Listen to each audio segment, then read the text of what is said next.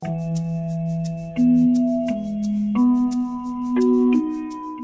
dia a todos os que eu ainda não pude cumprimentar individualmente. Portanto, o Dr. Pedro Quintans e eu estamos aqui para vos falar, muito rapidamente, do que será a conclusão do trabalho das nossas jornadas aqui nesta sala, uma vez que concluiremos mais uma vez estas jornadas com a nossa Eucaristia e o envio, que terá lugar, como viram no programa, às 12h30 na Basílica da Santíssima Trindade, e que será presidida por Sr. D. Manuel Pelino, Bispo de Santarém, e que é também vogal da Comissão Episcopal de Educação Cristã. Eu vou começar por vos apresentar o Dr. Pedro Quintans, que já estão habituados a ver, a trabalhar lá em cima, cá em baixo e tudo ao mesmo tempo, e que é no Secretariado Nacional da Educação Cristã o diretor do Departamento de Comunicação. Portanto, ele é o grande responsável do site e do CRIS, e além disso, embora ele seja da área da Teologia e das Ciências Religiosas e seja professor da MRC, é também um reputado jornalista.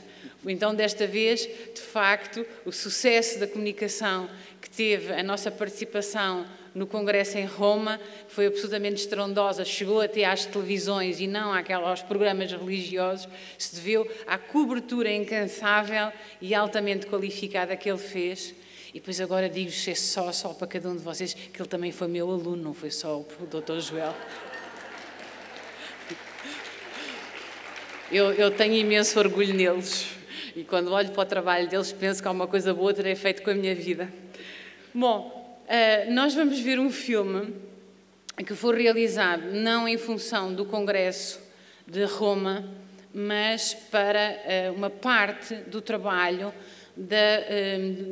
acerca do Ano da Fé, ou ao longo do Ano da Fé, por uma série de secretariados da Conferência Episcopal Italiana. Mas ele está legendado em português, usa a língua italiana e espanhola, e é não um elemento de trabalho para levarem às crianças e sequer aos adolescentes, é um trabalho sobre o credo na rua, diria eu, dirigido aos crentes, aos que estão nos limiares da fé, aos indecisos, aos indiferentes, aos que também já ouviram falar de Deus e se esqueceram, e que procura fazer um ensaio cultural de aproximação, sobretudo às culturas juvenis. Portanto, é essencialmente dirigido ao jovem que há entre nós e não propriamente às nossas crianças e aos nossos adolescentes.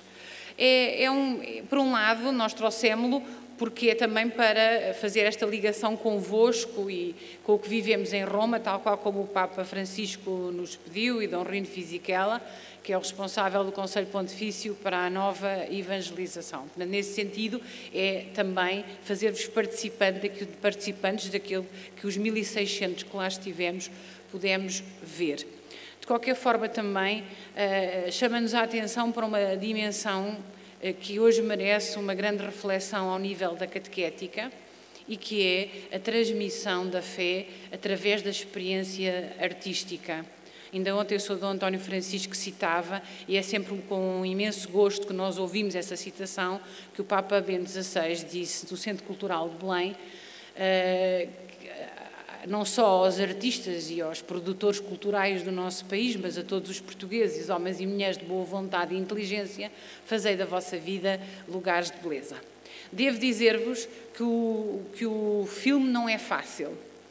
É belo numa certa tradição de cinema.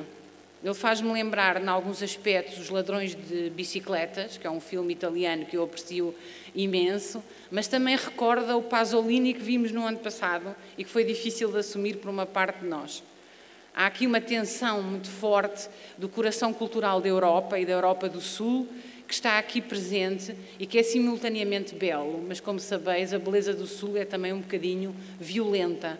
E a sua capacidade de interpelação vem da forma como nós no sul da Europa vivemos os dramas da vida cotidiana e que é hoje mais duro, talvez, porque é muito urbano e, sendo urbano, ainda é mais desumanizado. O Dr. Pedro vai-vos dar aqui umas orientações para vos ajudar, uma vez que só podemos vê-lo agora, neste momento, uma vez, para que possam já apropriar-se um pouco melhor da sua estrutura. Entretanto, como nós temos que estar a horas na Eucaristia, eu despeço-me, todos aqueles que eu não puder dizer até breve pessoalmente, até breve a todos, queridas catequistas, queridos catequistas. Como sempre, foi um grande gosto e uma experiência de fé e de humanidade enorme estar aqui convosco neste fim de semana em Fátima. Obrigada por tudo, pelo vosso trabalho, pela vossa amizade e devo dizer muito obrigada pela vossa oração. Bom dia. Vou ser muito breve e vou falar de 3 coisas, está bem? Para começar. Em primeiro lugar, agradecer-vos por me receberem, prometendo que não falarei muito. O filme é muito denso, nós poderíamos estar 3 horas a rebatê-lo.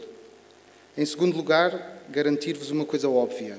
Todo o tempo desperdiçado comigo reverterá para a vossa salvação. Em terceiro lugar, alertar-vos que não sou exegeta, não sou biblista, nem mesmo teólogo. E por isso, algum erro ou alguma asneira que eu cometa, tapai os ouvidos e rezai por mim.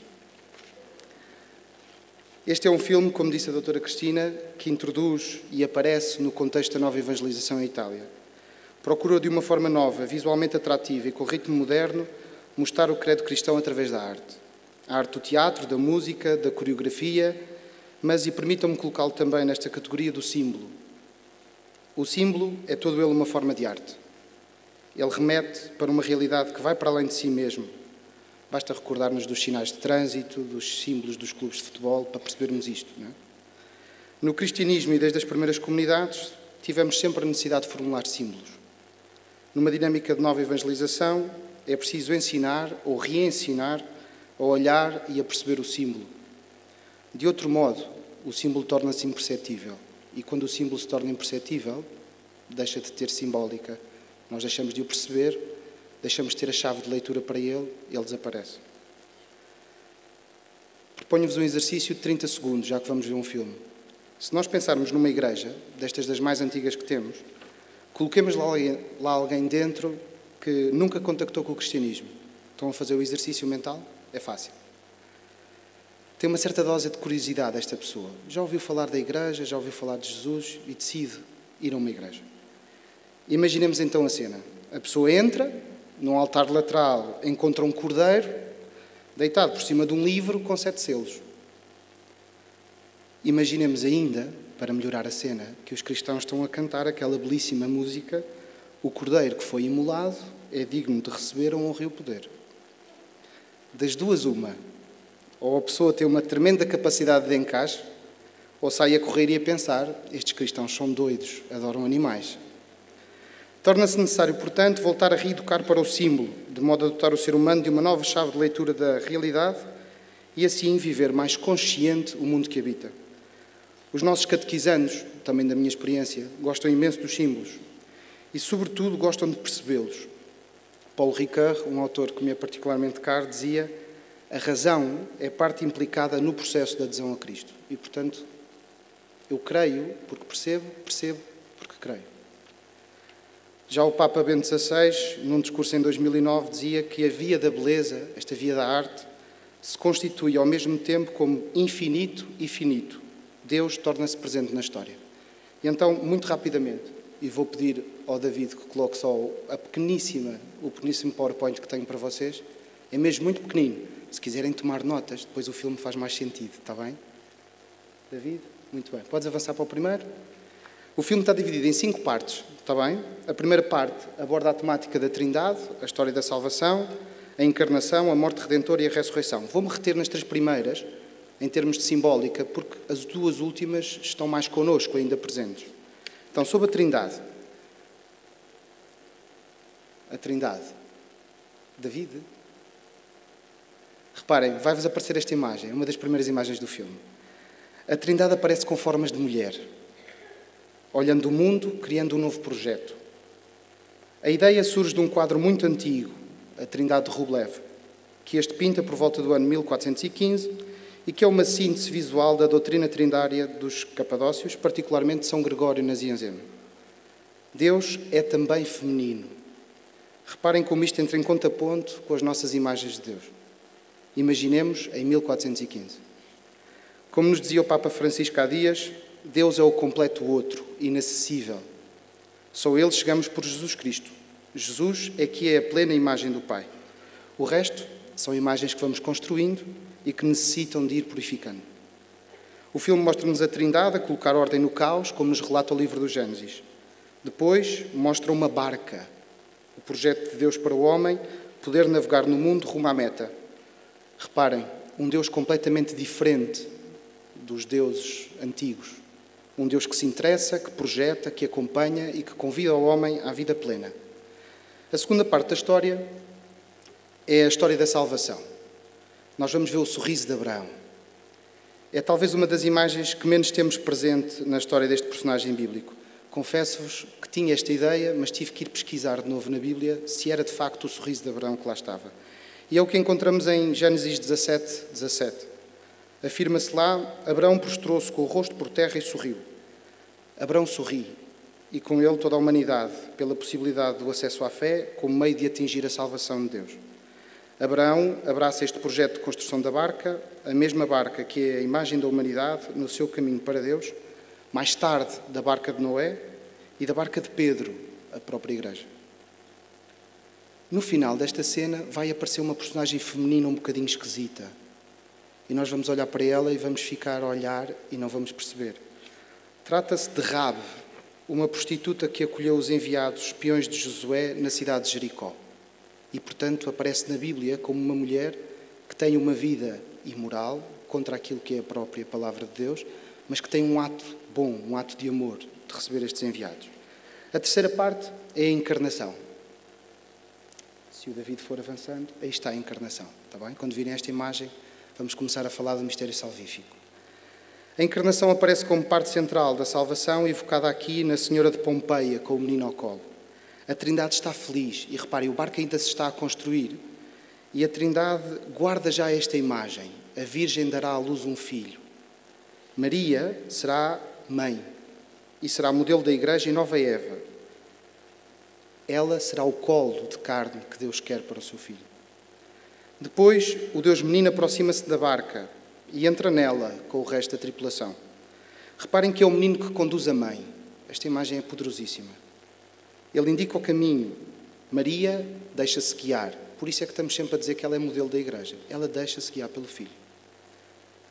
Jesus vai observando os trabalhadores, brinca com o modelo da barca e o Pai e o Espírito Santo, que já sabem que são duas senhoras, neste caso, vão contemplá-lo, vão olhá-lo. O ser humano vai se aproximando com os dons e com aquilo que é. O pão, o vinho, a água, o canto presente nos instrumentos. Volta à simbologia bíblica. Sara, que era mulher de quem? Lembram-se? De Abraão. Sara vai trazer o pão. Moisés vai trazer uma grande vara e a palavra de Deus.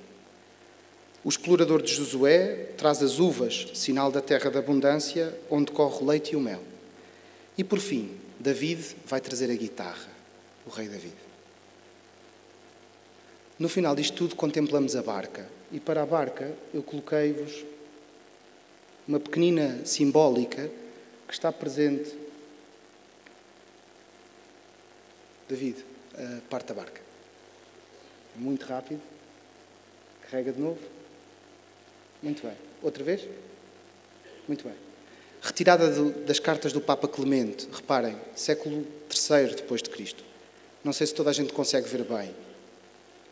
Mas basicamente diz que o proprietário da barca é Deus.